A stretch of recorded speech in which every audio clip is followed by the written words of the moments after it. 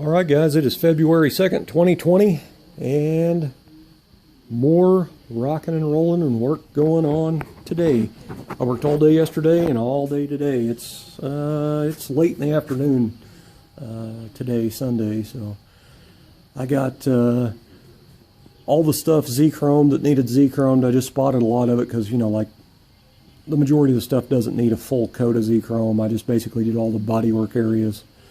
And, you know, areas that are pretty wavy or rough. But I got a lot of stuff done out there. And so those are kicking off out there. I haven't really done much else to the car. I had an issue with my ignition system. Put my taillights in the other day so I could drive it around the neighborhood a little bit. And the thing, about halfway into my little trip around the block, it started cutting out and running funny. So I got it back in here. Pulled the entire distributor out and pulled it out of my 55 over there and dropped it in there, and the car started up and idled fine. So I ended up changing the the coil and the module out that was in this car, because it's the DUI, you know, 50,000 volt coil and the Dynamod module. So I pulled it out of the distributor that I just pulled out that was bad and put it in this new distributor and started the car up, and it was running out. It was running rough again. So either the coil or the module is bad. I don't know which one. I don't really care. So I ended up pulling the module and the coil back out and putting the MSD stuff back in. I threw the coil and module in the trash. I'm done with that stuff. It is new. I could warranty it, but I wouldn't trust it anyway if it didn't last that long. I did it exactly the way it was supposed to be. Not my first rodeo working on HEI distributors. When you buy the coil, it comes with the little button or brush. It also comes with nylon screws for the rotor bug, and all of that stuff was installed. Also, the module came with its own grease that was actually a clear.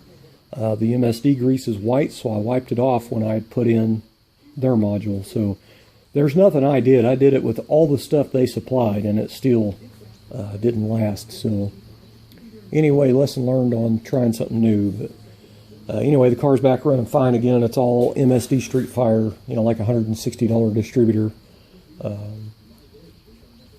Anyway, I did get the taillights in, even though I'll have to pull them back off later to put the taillight extensions in. I've got those feather edge sanded and they're ready. I'm just going to black 2K those and be done with them. Those didn't need Z-chrome. But I got the taillights sitting in here and they're all dusty. But I'd already done the video on restoring that stuff, but the tag bracket I painted, and all that license plate stuff, it's all blasted and painted.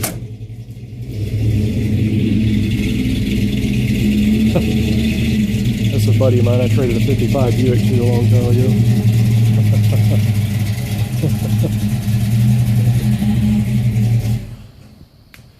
Anyway, alright guys, this stuff's still kind of wet, but I thought I'd show, kind of walk you through what's going on here with this little stuff. As you can see, this is my upper grill bar here. Now I've got, you can see the yellow strip in there, that's Z-chrome. I had some pitting in that, and so I went through with some 3/16 brake line, steel brake line with some 80 wrapped around it, and I sanded that whole thing all the way down. And I used a little cone burr on a die grinder, and I kind of dug out the pits a little bit, you know, kind of like you'd get a cavity fixed. You know, you got to grind out the bad. So I went in with a 2-part putty, glazing putty, and I puttied up all the pits and then went back and blocked them out. Then I Z-chromed them. So it's basically made it slick again. I'll end up trim blacking that, and I'm also going to trim black the inlay of the Buick again. But anyway, so this will end up looking pretty nice again. And the pits aren't there anymore. Now the other thing is the headlight bezels, same thing. You can see the chrome on the outer bead I left. That will polish up really nice. It's actually in really good shape, but the inlays of the headlight bezels were really, really bad pitted. So I spent all the time with a roll-lock disc and barrel rolls and really roughed that chrome up really, really hard so that Z-chrome would stick good. And I went through and I dug out all the pits, which there was a bunch.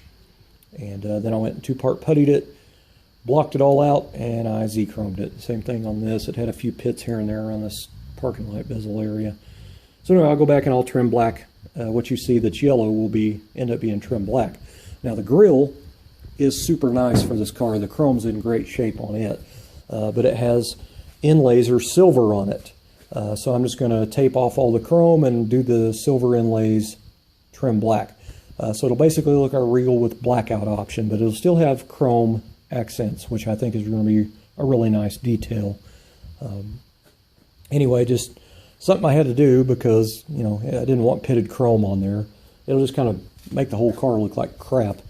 But anyway, I'm pretty excited to get the trim black on there, and you know, with the new parking light lenses that I made, it's going to look really good, especially with the H4 headlights in the front. It's just really going to look a little bit modernized in the front, I think. And you know, with the car being flat black with the trim black on the grille and headlight bezels and stuff, it's going to be really aggressive looking, and I'm happy about that. So anyway, just thought I'd show you all that.